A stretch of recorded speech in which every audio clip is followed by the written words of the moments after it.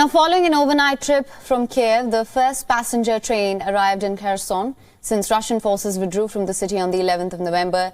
It's a train of hope, as it's reuniting many. Take a look.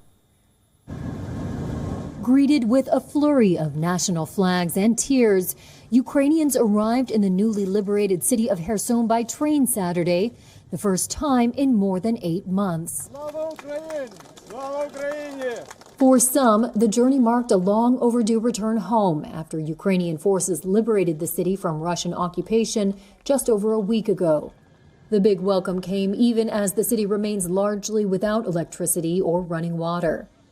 After a series of battlefield defeats, Russia is aiming punishing missile strikes at Ukraine's energy infrastructure that could leave millions of civilians exposed to the winter cold.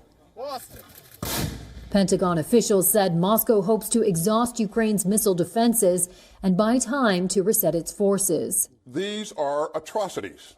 At a security forum in Canada Saturday, U.S. Defense Secretary Lloyd Austin said Russia's invasion of Ukraine has offered a preview of a possible world of tyranny and turmoil. Putin's fellow autocrats are watching. And they could well conclude that getting nuclear weapons would give them a hunting license of their own. And that could drive a dangerous spiral of nuclear proliferation.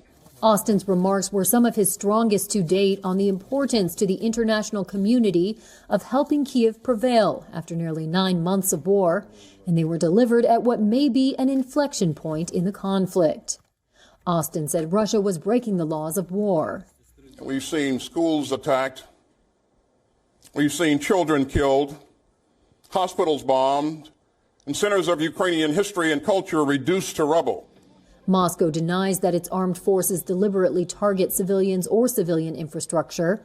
The United States and its allies have helped provide arms, intelligence, and training to Ukrainian forces while stopping short of directly intervening in a war against nuclear-armed Russia. Also on Saturday, Britain's new Prime Minister Rishi Sunak made his first visit to Kyiv, pledging continued support and providing a new air defense package to help shoot down Russian drones.